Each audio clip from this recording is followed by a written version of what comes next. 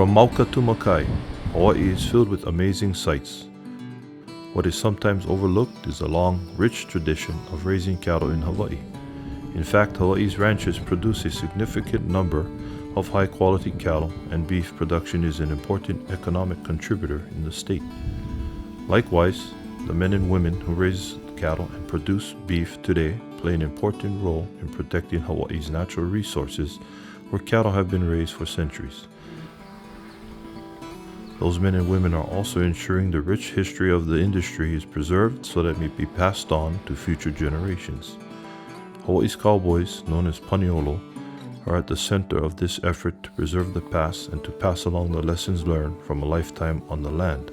My great-grandfather started with the Princess Pauahi Bishop, and in those days the paniolo, my tutu man used to say, you breed your own cattle, you breed your own horse, you breed your own cowboys. So paniolo to us is more than just a culture, it's a lifetime. My great-grandpa, they worked on the ranch. I was raised on the ranch, and my grandfather, my dad, but they worked for Puawa Ranch, neighbor from Puck Ranch right across from here. And they've been cowboys all their life, and then I guess I just followed the tradition, which I loved cowboy life. It's tough to put into words sometimes what the paniolo culture means.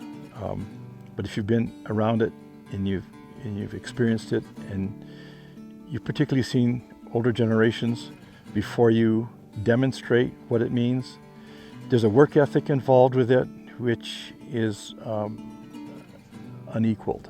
They'll get up any hour of the day, any kind of weather. They'll go out and get the job done. They'll do it with good humor. They'll take a beating sometimes, physically. They'll be resourceful. You can throw a cowboy in a tough situation, he's going to figure out a solution. Without a lot of fancy tools and technology, he'll figure it out. There's that spirit to it. And they can be dead tired and aching and soaking wet, and they got a smile on their face, and they're still joking on their way home. The paniolo culture is fascinating. Captain George Vancouver brought the first cows here in 1793, and the vaqueros were brought in 1832 to teach the Hawaiians how to raise cattle. So the paniolo tradition goes all the way back to 1832. And it's a unique blend of love and interest for cattle and land with the Hawaiian culture. And there is no history of Hawaii without the paniolo history. Cattle have played an important role in the history of Hawaii as one of the longest enduring agricultural industries in Hawaii. The first introduction was in 1793, and he made a second trip back with cattle. This second one included a bull, at least one bull. I think Kamehameha was pretty astute, he saw the value of this animal as being a real source of protein. The English told the Hawaiians that they would have to prohibit the killing or taking of this beef for a period of time. So the king imposed a 10-year kapu, or prohibition, on eating the animals. It was a 10-year kapu, and that would have put it around 1803, and coincidentally that was the same date that the first horses were introduced to Hawaii. Anyway, after that, the cattle became a valuable source of revenue for the king in terms of hide export. They did take the beef for salt beef, but the real value was in the hides, taking them back to the New England colonies for the tanneries there. In order to control and protect the cattle, large stone fences and corrals were constructed to create pastures. Today, some of these walls still exist on the islands, demonstrating the sheer size and scale of the early days of cattle raising in the islands. We're sitting in the southeast corner of what is called the Pa Nui, which was the first enclosure for cattle after they were landed at Kealakiko Bay. They brought them up here. It's a 400-acre enclosure, and the king at that time commanded a large human resource. He was able to put a lot of men on this job, and they accomplished it in a pretty short time. Even with the stone enclosures, cattle were not well controlled in the early days.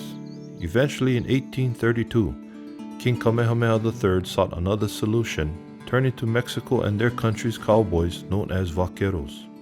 When they brought the vaqueros, the Mexicans here, they had a better system. The vaqueros taught them all these skills in handling the cattle and roping them and tying them up, and that was really the basis for modern ranching. They taught them to handle the cattle. They taught them to do the saddles that we still ride today, a feminine variety of the Mexican tree. They taught them to salt the hide and braid it, do the kaulilis, the lariats, the whips, the saddles. The vaquero influence spread throughout Hawaii. Over time, the paniolo adapted new and better ways of caring for the animals that are unique to the islands. As the demands of the market changed, so too did the cattle industry in Hawaii, changing from a business based on hide production to one that also supplied meat and tallow to the mainland United States and the Far East.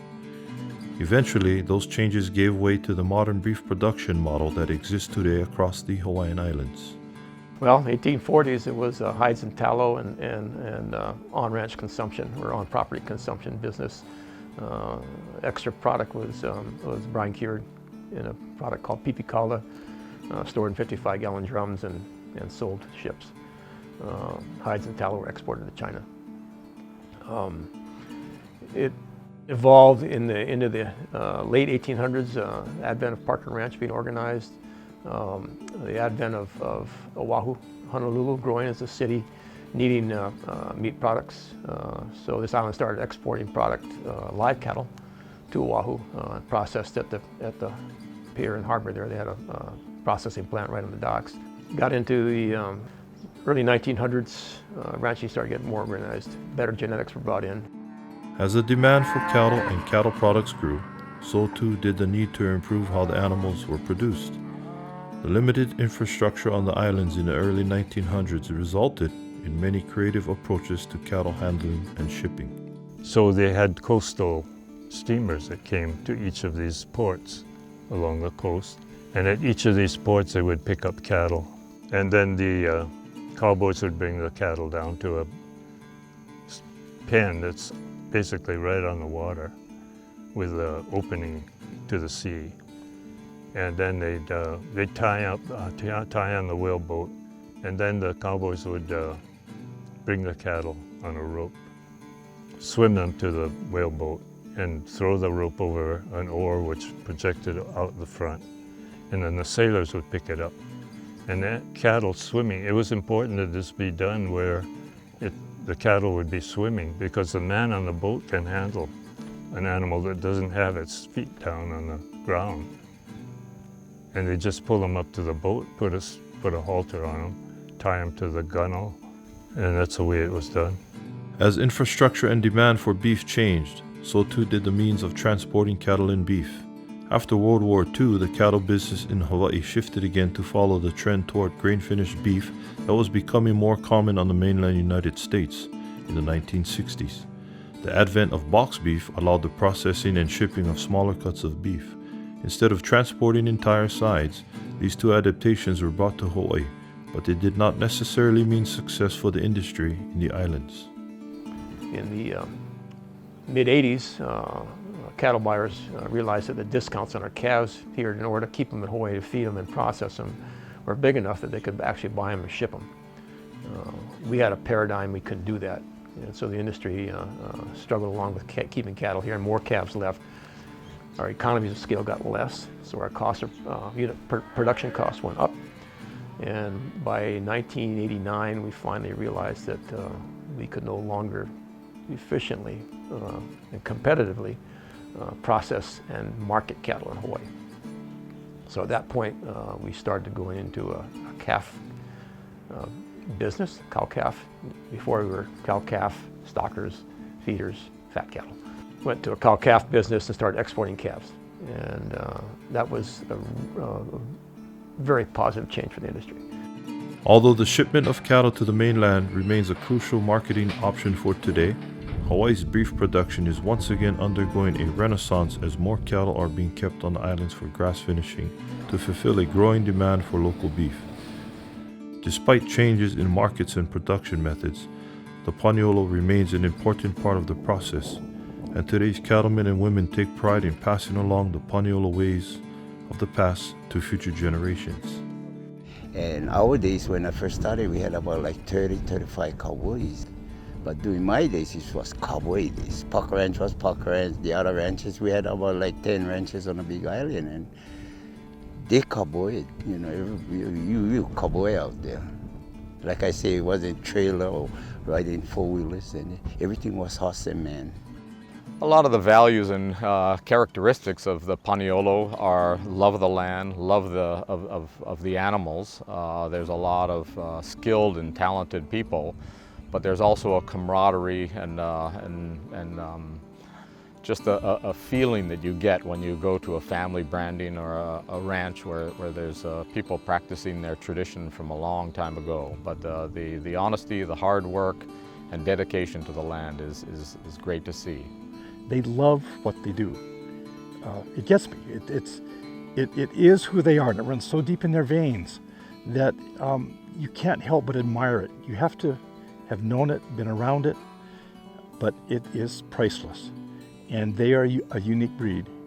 And so my hat's off to the paniolos. They're the ones. And we who grew up with the opportunity and the privilege of knowing some of them, how lucky we were. And I know that now and forever, we have a job to do, and that is to be identified in this Hawaiian community. And we are also known as a forgotten culture.